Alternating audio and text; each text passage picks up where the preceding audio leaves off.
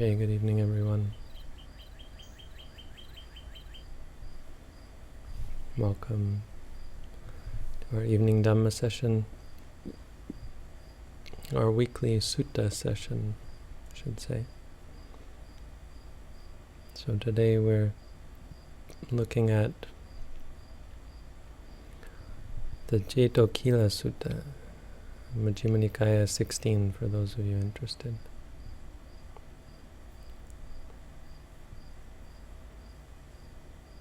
Cetokhila means wilderness of the mind,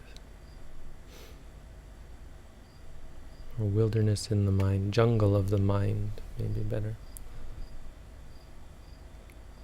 Khila is something that's hard to pass through. If you've ever been through the jungle, if you've never been through the jungle, let me tell you, at its worst, the jungle is not an easy thing to pass through. I remember once when I got lost in the jungle and this poacher actually, some poacher up in the mountain who was firing his gun off, I heard the gun go off and I ran towards him until I remembered that that's probably a bad idea. Run towards someone with a gun, especially when you're wearing robes that make you look, well, not exactly like a human being. I think I scared him more than he scared me though when I finally caught up to him. Anyway, he pointed out the way back to the village and it was down through this ravine in the middle. It was midnight.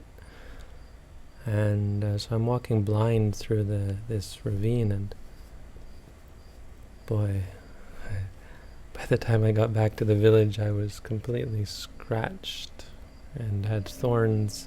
These little thorns that get under your skin and take months. I was finding them a few weeks later anyway. I was finding thorns in my feet and legs and hands and arms weeks later.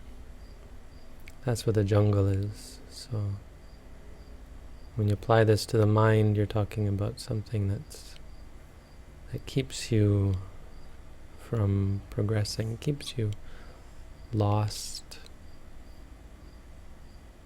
keeps you caught, keeps you entangled, heading about in the wrong direction, unable to find your way out.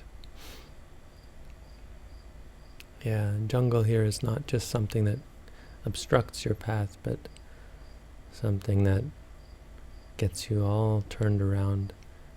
You know, going out, the thing about getting lost is going away from your point of origin is easy. It's the turning around. When you turn around, suddenly everything looks quite different.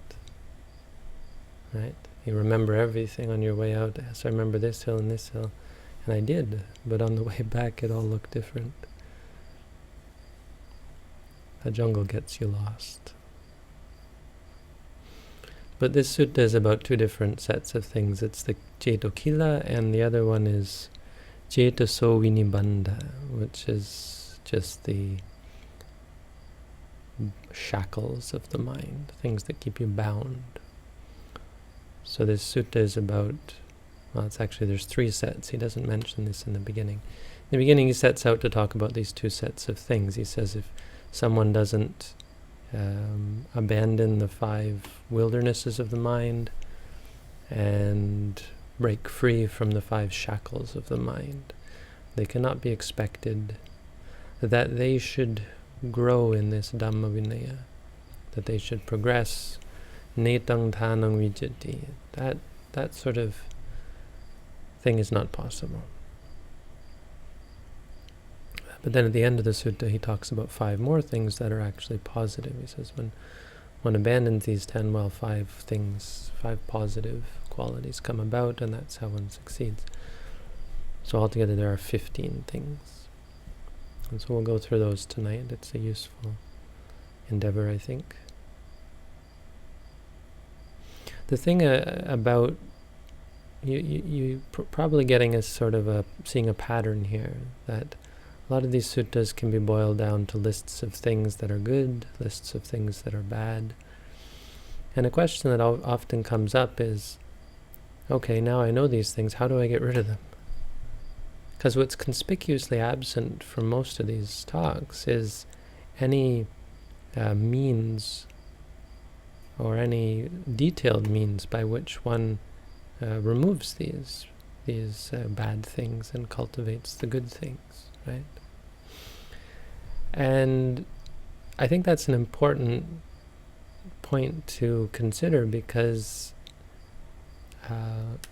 if it was possible to just turn off the bad things and turn on the good things, or find some mechanism by which we could change, well, it would undermine a lot of the Buddha's teaching about non-self, where the Buddha says,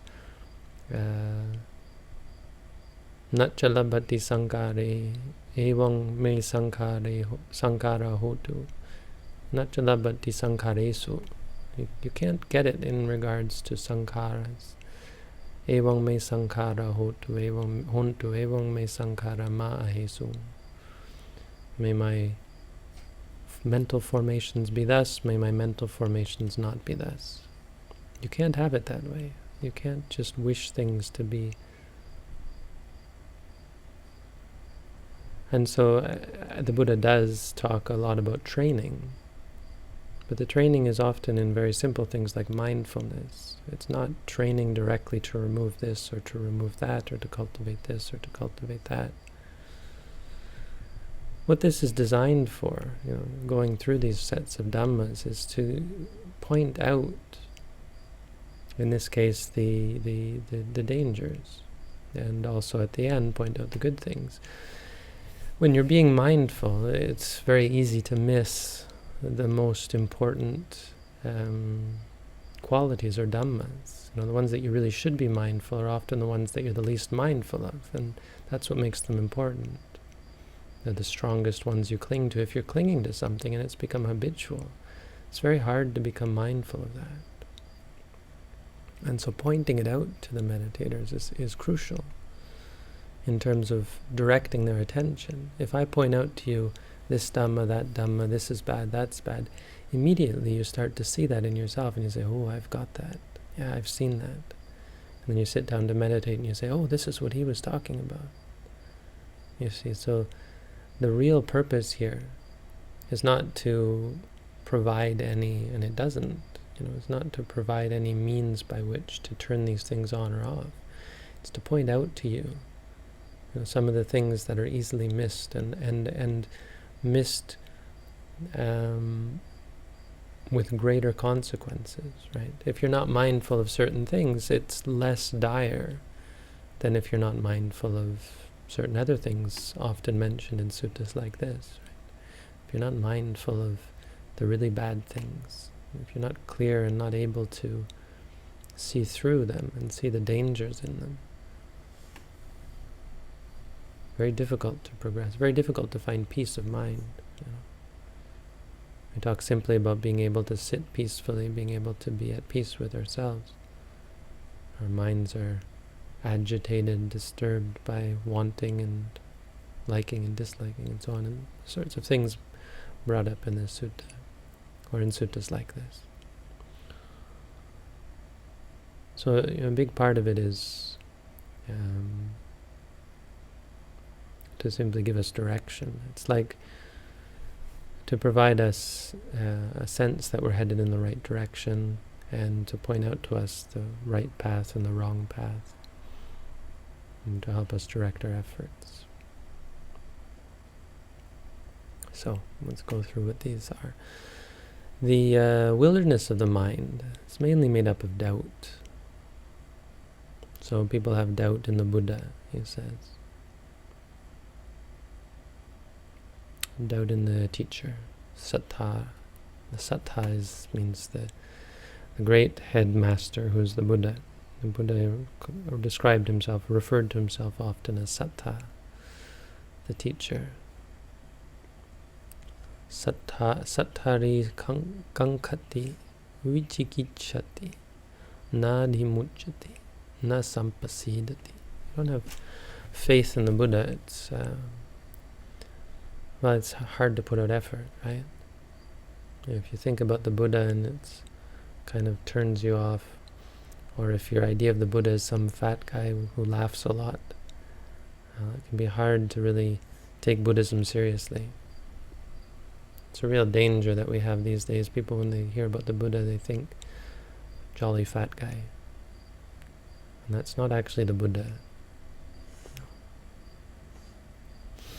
I think much more common, or that's common, but another important point about the Buddha is just not knowing anything about him. A lot of people practice meditation not knowing much about the Buddha. And obviously you don't need to know anything about the Buddha to practice mindfulness, but it sure helps if you really learn the Buddha's teaching and get a sense of just how wonderful he was. Never said anything that was mean or disparaging to anyone. He was full of compassion and wisdom. It's a support for your practice. It's why people are so keen to make these Buddha images of the Buddha, even though the Buddha wasn't having any of it, and the monks for a long time weren't having any of it either, not making images. But people had such strong faith in the Buddha, and they started making these images, and it's understandable because people had great faith, and still do to this day, great faith in the Buddha. But it's not like faith in the sense that you believe something without any evidence. It's that you see and you learn about someone, and they strike you as so great and wonderful. So the Buddha says, this kind of thing is important in a sense. Really what he's saying is if you doubt him, it's a part of the problem. But certainly having confidence in the Buddha is a great support. And of course it comes best by meeting the Buddha. This was of course taught in a time when you could actually go and see the Buddha. So if someone went and saw the Buddha and said, he's bald, right? He's living in the forest. He's torturing himself. And if you have doubt like that, very difficult. You'll never get anywhere in the Buddha's teaching. Most people, when they hear about Buddhism, talking about the Buddha is, the biggest thing is, if you think of the Buddha as a jolly fat guy, it's very hard to get confidence in that. Maybe not. People like that about this fat guy, is that he's jolly and full. Obviously eats and gets enough food. And he seems very compassionate and very kind and very happy. And so people think, Buddhism is about happiness. It's not entirely bad, but it's nothing like actually learning about the real Buddha and gaining some kind of confidence. And wow, he was a true meditation master. Really had it all down, to say the least, to put it kind of lightly. The second is the Dhamma. So of course this is maybe more to the point. If you doubt the Buddha's teaching, if you doubt the meditation practice, a lot of people doubt mindfulness practice, especially of the sort where you use a mantra, and I'm not exactly sure why that is. It's perhaps because there are a lot of other people who tell you not to use it, but I think it's just not how we think of meditation, When you hear about meditation, when you look at a picture of someone meditating, you see them just sitting there and you think, okay. And we get this sense of meditation as being something passive, where you just sit there and do nothing. Not realizing that closing your eyes isn't to turn off your mind, it's to turn on your mind and train your mind, Meditation is hard work, and it should be, no matter what kind of meditation you practice. And people get great doubt about this type of meditation where you repeat to yourself, for example, pain. It's a shame, because it's a very useful technique. It's quite practical and clearly realizable benefits. But doubt will prevent them from arising, or will slow them down. Fortunately, even if you do doubt the Dhamma, but you still practice it anyway, eventually you can slowly wean yourself off the doubt.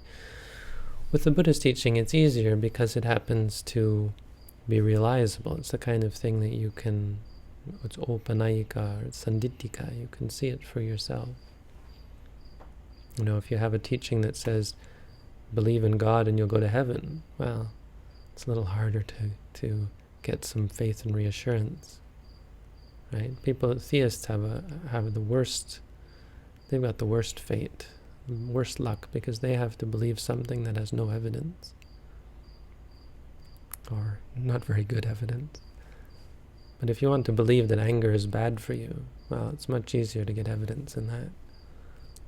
You don't have to believe it, just study the anger for a bit. Yeah, anger is not pleasant, for example. The third is doubt about the Sangha. So this goes together. I mean, this is a fairly sort of obvious, it's an obvious progression, talking about the Buddha, the Dhamma, and the Sangha. And the Buddha puts these together, of course, as the triple gem.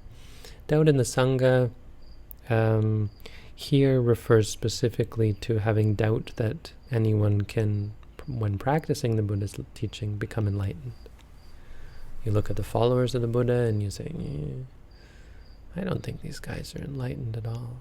I don't see anything special about Sariputta or Moggallana, or these monks walking around like zombies, not laughing and singing and playing music and eating good food. What kind of happiness is that? The worst doubt, I think, is the doubt that the Buddha's teaching has efficacy, that it's actually possible to become enlightened, that anyone has become enlightened. I mean, this one, I think it's less of an issue. It certainly can be an issue. And it can be, it's a bigger issue now, I suppose. Nowadays, when we don't have the Buddha as an example, instead we have a lot of different Buddhist teachers, some of whom may be partially enlightened, some may even be fully enlightened, some may not be enlightened at all. And having to sort of sift through, separate the wheat from the chaff, and doubting what's the wheat and what's the chaff, and hearing people even say, I'm an arahant, and that kind of thing, Yikes, what do you do with that when someone says they're an arahant? Easy to doubt.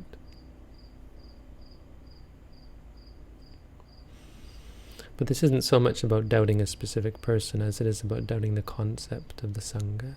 That someone who practices according to the Buddha's teaching is practicing rightly, and someone who practices according to the Buddha's teaching becomes enlightened, becomes pure in the mind. Basically, that it has results. The fourth is the training. Again, basically talking about the same thing. I mean, maybe I should have saved for this part. So doubt in the training, right? Doubt about the people training, you'd have doubt about the training itself. So the Dhamma, I guess, if you want to separate these out, the Dhamma, when we talked about the Dhamma, it means the concepts, the theory, X is Y, right? All sankharas are impermanent, all sankharas are suffering, all Dhammas are non-self, these kind of things. That's the Dhamma. The training is the four satipatthana, the practice in them. Is mindfulness a good thing? Is practice of mindfulness a good thing? If you have doubt in that, that's doubt about the training. So 4 types of doubt. These are wildernesses. These get you totally lost. Doubt. Doubt is... My teacher talked a lot about doubt. Not talked a lot about it, but he would often warn people about doubt. Whenever a meditator had doubt, he'd say, he would take special care.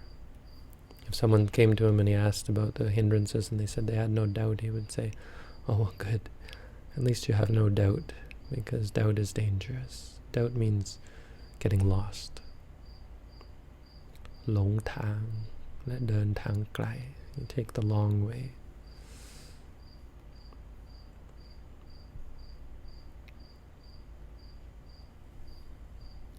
And the 5th one is getting angry. Sab brahmachari su kupito hoti anattamano ahattacitto kila jato. Here we have this word kila again. So kila actually means hardness.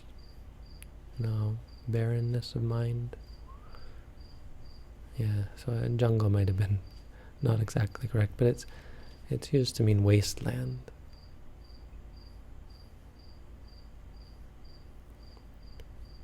hardness of the mind. So with this one, it's anger. But it's specifically directed towards one's fellows. I mean, this is a teaching that's much more commonly useful for monks. It does rear its head among lay communities as well, but it's just maybe to give a warning. It's easy in our online community, maybe sometimes people get angry at each other. But it certainly happens in monasteries. I don't know if I've told this story a few times about how when I became a monk and I went away for a year and I came back and I wasn't at this monastery for 2 weeks and sitting in the kitchen in the morning and one of the monks suddenly gets up and starts pounding on one of the other monks. Gives him a bloody nose, and it's just one of those things you never thought you'd see in a Buddhist monastery. But it happens. It happens more often than you think because, well, first and most importantly, is because people of all sorts come to monasteries. So, and even the ones with good intentions, not to mention the ones with bad intentions. You can have good intentions and still let your emotions overwhelm you. I don't know, I can't imagine ever doing that myself, but, people of all kinds. So yeah, this is a fifth. This is a hardness or a wasteland of the mind, I guess. It's something that gets you stuck, gets in the way of your practice.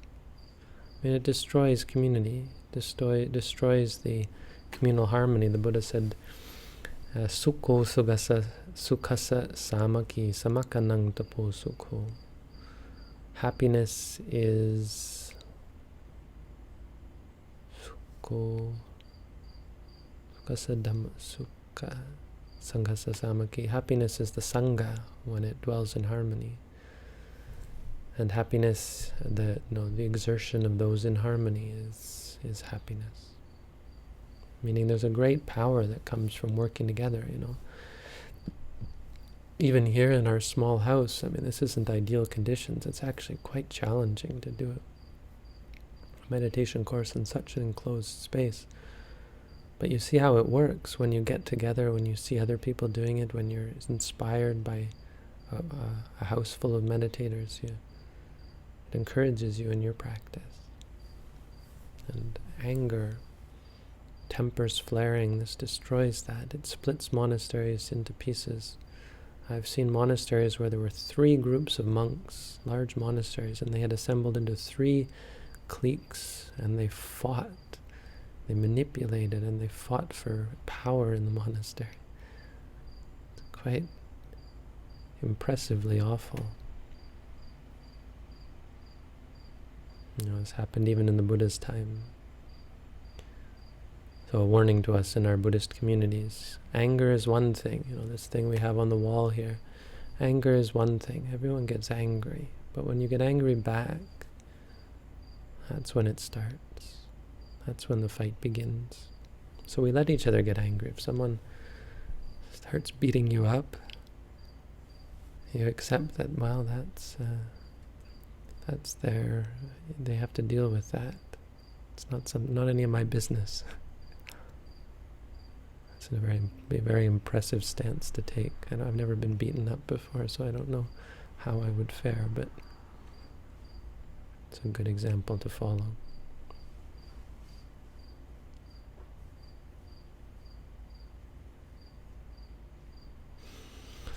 So those are the 5 wildernesses of the mind, or not wildernesses, I guess, wastelands, barrenness, this totally awful place. The next 5 are the 5 shackles of the mind. And it's a bit different to be shackled. To be stuck, to be lost, this is one thing. Doubt gets you lost. Living in a broken sangha, this gets you lost. You have no direction. Who do I follow? Who do I trust? Shakes up your practice. But the shackles, they just keep you from practicing. So this, maybe you can guess what this has to do with. really all has to do with greed. So the first set had to do with delusion, like doubt is a kind of a delusion, moha, and dosa, which is anger. But this set has to do with lobha, greed. Sort of the 5 things that keep us tied, keep us shackled. Here a bhikkhu is not free from lust, desire, affection, thirst, fever, and craving for sensual pleasures. Sensuality, kama. We've talked about this before. Kama is the senses, seeing, want to see good things, hear good things, smell, taste, feel, think, feel.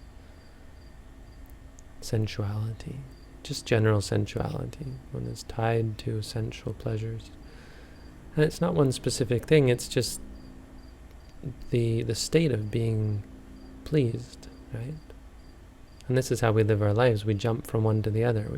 You can't eat food and be pleased by it constantly. So we go from food to music to flowers to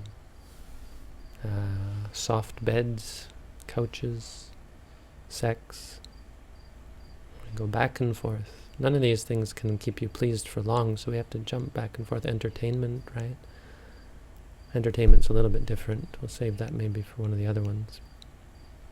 But sensuality, the 5 senses, 5 physical senses. Yes, getting caught up with those, obviously. I mean, people often demand to know what's wrong with these things, and well, there is quite a bit wrong with them in the sense that they lead to addiction and eventual disappointment, but there's something more in that they just get you distracted, right? Or bound, really, not even just distracted, but totally inert. No good comes from your life in the sense of personal development as long as you're tied to sensuality. You don't become better as a person. You don't develop spiritually. You don't free yourself from all the bad stuff in your mind. And so you leave yourself open to suffering, even not yet getting into the suffering that comes from addiction itself. But being addicted to sensuality is a total loss of life, or loss of the potential that we have as human beings. It's a great loss to be caught up, to be shackled. It's like being in prison, wasting your life away in prison. So sensuality, the second one, and because of that, because of being shackled, the mind doesn't incline to ardor, devotion, perseverance, and striving. That's the first shackle. The second is lust, desire, affection, thirst, fever, and craving for the body.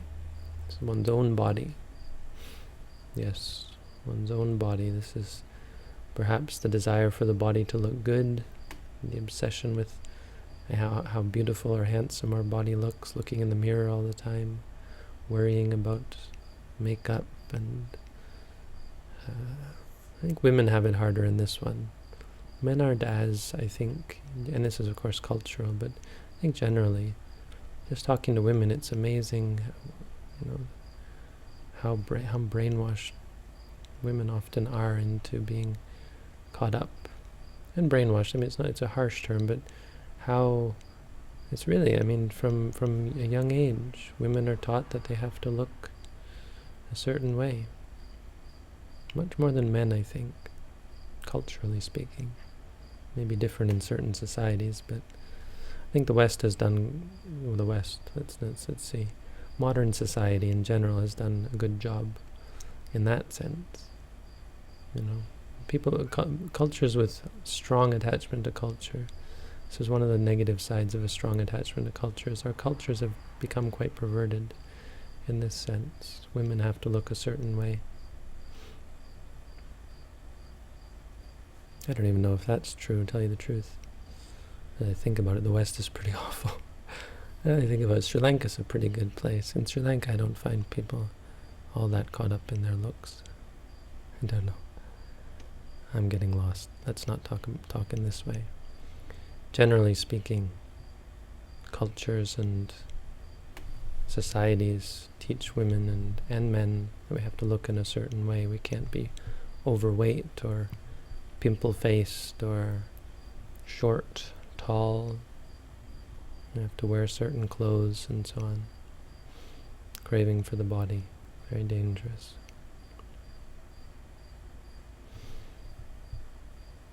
You get caught up in that, you get attached to the body. Well, very difficult to free yourself as well. Number 3, for form and craving for form. And this is different from the body, Bhikkhu Bodhi says, because form is relating to outer forms. So attachment to other people's bodies is probably a good one. Instead of just seeing, this is attachment to things, right? Attached to other physical objects. You're attached to your car. You're attached to your wife or your husband, your girlfriend, boyfriend, your child, your son, your daughter, your father, your mother. Attached to gold and jewels, attached to your iPhone, iPad, attached to your clothes, your wristwatch, your rings, your jewelry. The attachment to things, very dangerous. Worrying about them. Just finding pleasure in them, of course. I mean, with all these things, the pleasure is the big problem. When you get caught up in the pleasure, you're not going anywhere. I mean, a big thing about pleasure, again, avoiding this whole, the elephant in the room of addiction, but the big thing about pleasure is it makes you comfortable, right? When you're pleased, you don't have any sense that something's wrong. It sounds kind of awful, I suppose, but we kind of want to have a sense of something wrong. But the point is we want to have a sense of what actually is wrong. And pleasure blinds you to what is actually wrong. The potential for suffering, our inability to cope with suffering. How do you know whether you're able to cope with suffering if you're always pleased, right? So meditation is challenging in this way. When you practice meditation, it's difficult. It's unpleasant often. And that's somehow purposeful, because it's a test to see how we react, and it's to show us how we react. And you'll see so clearly how we react and how we cause ourselves suffering. It's not our experiences that hurt us, it's our reactions to them. So forms. The fourth one is a bit specific here. A bhikkhu, this could be a layperson as well, eats as much as he likes or she likes until their belly is full, and indulges in the pleasures of sleeping, lolling, and drowsing. Someone once asked me, how is it that monks who eat only one day can get so fat? You might be surprised how many fat monks there are. And the answer, of course, is that they're not eating only one meal a day. They're eating probably several meals a day, unfortunately. I think in the beginning it looks like the Buddha didn't have any rules about only eating in the morning. I think it was sort of a given, right? Because a lot of people in that time, religious people, would starve themselves. So there was no sense in the beginning that anyone who went forth under the Buddha would eat a lot, especially probably because when the Buddha was still unknown, the monks would go on alms round and not get very much to eat. Like if I went on alms round here in Canada, I might not get anything to eat. But they would get maybe a few beans, and so there was no sense of eating too much. But once the Buddha's name was spread and so many people became caught up in his greatness, there was a lot of food around. And then the Buddha said, yeah, you're only allowed to eat in the morning. No eating outside of the morning hours. And even that, even just eating in the morning, it's still easy. It's still possible to get caught up in eating and get caught up in eating a lot and then falling asleep. Another woman once said to me, the reason why a lot of monks are unhealthy is because after they after they eat, they immediately go and sit in meditation. And because they sit in meditation, they're not, their bodies aren't active. And I think I said, or maybe I just thought to myself, the real reason is probably because after they eat, they lie down to sleep, which is far worse, right? After you eat, you should get up and do walking meditation, of course. Walking meditation helps digest your food. Buddha himself recommended it. Good idea. Walking is a great thing to do after you eat. Not lying down to sleep. So you get addicted like this, you're not going to get anywhere. But it is, unfortunately, a common problem with monks. They get into a routine of laziness. They eat and then they sleep. Don't do that. Very hard to progress in the meditation that way. And number 5, some people, bhikkhus, or maybe even lay people, they live the holy life. They practice meditation and goodness of all kinds in order to go to heaven, aspiring to some order of angels. Thus, by this virtue or observance, or asceticism or holy life, I shall become a great god or a lesser god. Angel maybe is a better word. And as a result, this is a bad idea because it's complacency. It's complacency in samsara, it's complacency in existence. It sets the whole wrong tone of the mind. It sends you out, right? Becoming an angel is just another concept. Becoming a god even. Meditation is supposed to bring you in and keep you present. If you're focused on what you're going to get out of this, what's going to happen after you die. Not such a common problem in modern times because everyone is skeptical about the potential for rebirth anyway, but nonetheless, any kind of future reward, even future rewards in this life. You think, I'll practice meditation like this and it'll free me from this problem or free me from that problem. It's really the wrong way to go about it because you're focused on the future. You're focused on a conceptual state that doesn't actually exist, right? Any state of freedom is only a momentary state. No, meditation has to keep you here and now. If you want release, if you want freedom, you really have to be focused on the present, not on what you're going to get out of it, but how you're living, how you're practicing. In this moment, is my mind pure? That's all you have to worry about. In this moment, is my mind clear? That's where your attention should be focused. That should be your goal, not I will get this out of it, I will get that out of it, I will be like this. And then you open your eye and say, am I there yet? Right? Wondering if you've attained these positive states yet, and then you doubt, feel bad because you haven't. And then you start doubting, so we get back to the first part. These are the 5 shackles, all based on clinging. And he says, when you've severed these shackles and abandoned the wastelands of the mind, the bad stuff in the mind, whatever, then 5 good things come up, right? Or maybe having done that, you're free to develop 5 good things. So these 5 good things are the 4 iddhipada that I've talked about before. Some of you maybe remember. The first one is chanda. You start to have sort of a sense of appreciation for the practice. You settle in and you become comfortable with it. When your mind is all tossed and turned, meditation doesn't seem very, very appealing. Once you get settled and you settle all these negative aspects of the mind, meditation becomes quite appealing and you really get keen on it. That's chanda. The second is virya. Once you have chanda, then you have effort. You're really able to put out effort because you have your mind is single-pointed in the sense that you're not, should I do it, shouldn't I do it, right? You're not being pushed and pulled by the doubt or the greed. Oh, maybe I'll go and enjoy this or enjoy that. Once you give these things up, you're free to do what's right, and you're intent upon it, and you put out great effort because you're keen on it. Virya. The second is citta. Citta, you start to, and you have to start. I mean, this is also active. Citta means you focus on it.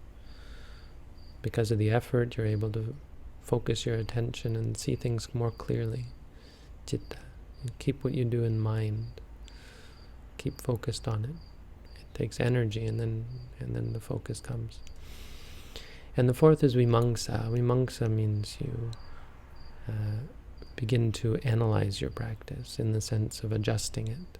Right? Vimangsa is this fourth important quality. It's not enough to just be pushing and focusing and keen on it. You have to be smart as well, analytical in the sense of, what's wrong with my practice? What could I improve about my practice? And being methodical in implementing the changes. So those are the four. The fifth one, I don't know what to do with it. The fifth one is called usolhi. I think it's the Thai word utsaha. Usolhi means, let's look it up. So the fourth, and then he says that in the fifth one, eva masayang panchamo. Oh wait, no.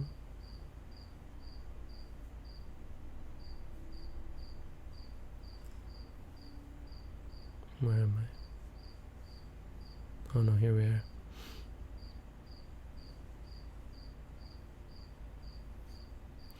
Usoli panara sangha samanagato.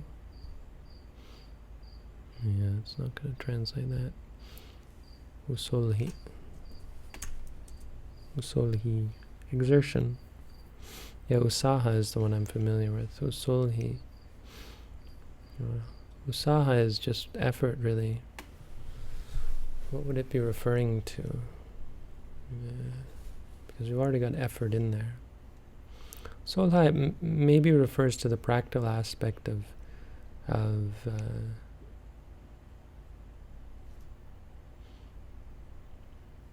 repetition, perhaps.